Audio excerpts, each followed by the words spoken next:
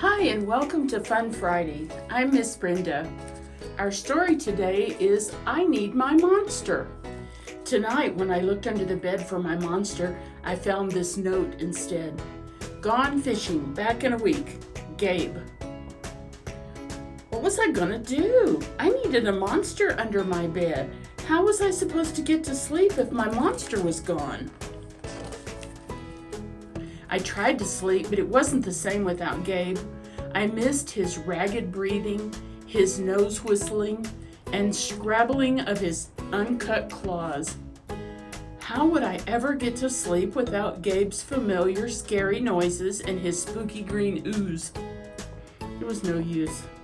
Gabe would be gone for a week, and I just had to have a monster. I climbed quietly out of bed so my parents wouldn't hear me. Grown-ups have some strange ideas about monsters under beds. I knocked on the floorboards, then scrambled back under my covers. I waited nervously. Would a new monster appear? What would he be like? Would his snorting be as cheerful as Gabe's? When I heard some creaking under my bed, I knew that the substitute monster had arrived. "Good evening," said a low, breathy voice. "My name is Herbert, and I will be your monster for the evening." Herbert? What kind of name is that for a monster? You don't sound scary at all. Have you ever scared a kid before? Well, no, but I've read all the best books on the topic. Do you have long teeth and scratchy claws, I ask? No, but I have an overbite, and I'm a mouth breather. Listen.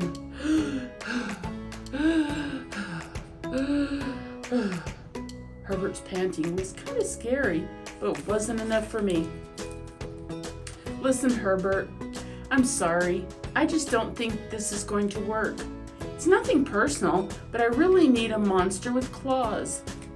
Picky, Herbert complained. As you wish, I'll go. There was some more creaking, then Herbert was gone. Some scratching warned me that a second monster had arrived. "Good evening," he said in a high, silky voice. "My name is Ralph.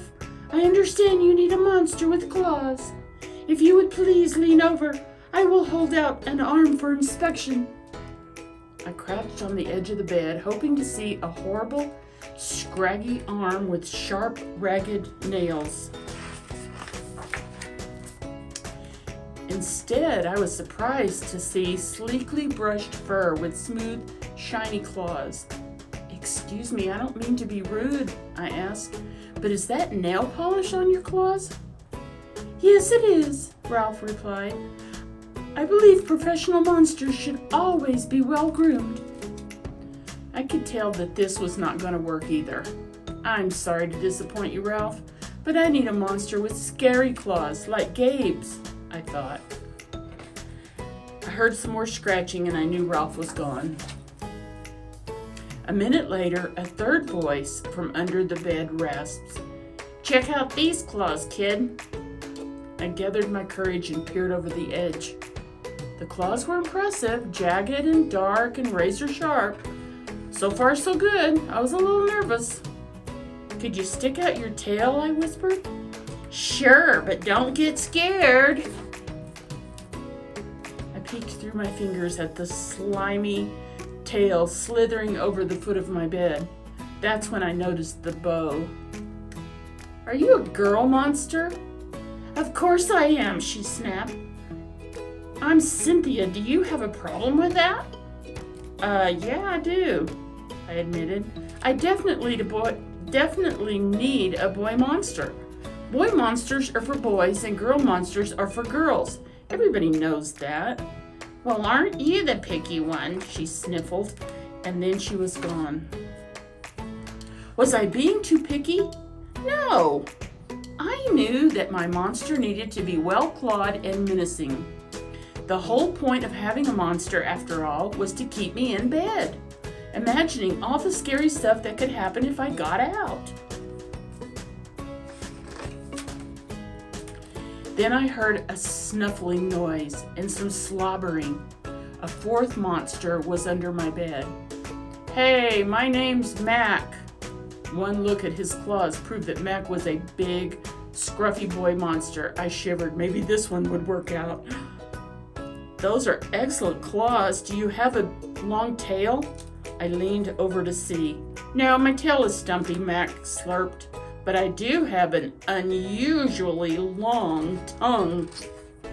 Why would I be afraid of a long tongue? I asked. Oh, I don't know, he said, trying to sound terrifying. You never know when I might lick you. I fell back on the bed laughing. Well, if you're not even going to try to work with me, Mac whined. I held in my giggles. I really don't think you should send me away, he warned. Kids who reject 5 monsters in one night? I did not reject 5 monsters tonight, I interrupted. My regular monster went fishing. Fishing, eh? Maybe he just left because you're so picky. Fine, I'm out of here, but I wouldn't expect another monster tonight if I were you.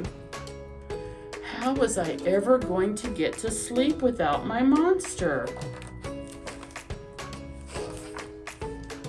I was surprised to hear more creaking under the bed. Loud creaking with scratching. I thought no more monsters were going to appear tonight, I said. Sorry I'm late, kid. Phew, it was Gabe. I thought I would enjoy fishing, but I didn't, he explained. Those fish scare too easily, no challenge at all.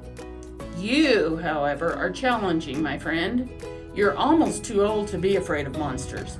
You keep me on my toes. Ah, toes. A delicious snack. The bed quivered as Gabe's stomach rumbled with hunger. Now, if you don't mind, I'd like to start the evening with an ominous puddle of drool. I peeked over the edge of the bed. Green ooze spread soundlessly from underneath. Then the bed trembled as Gabe unfurled his spiked tail. He was daring me to guess where he might pop up. I shivered. So, you had some substitute monsters tonight, Gabe said, sharpening his claws on my bedpost. Were you scared? Then Gabe started tapping. I could tell he wanted to know if I still needed him. No other monsters can scare me like you, I giggled under my covers and pulled them up tight. Through the blanket, I heard Gabe's soft, comforting snorts. Ah, I knew it. We're made for each other, he growled. When my blanket started to slip off the bed, I knew Gabe was ready to eat.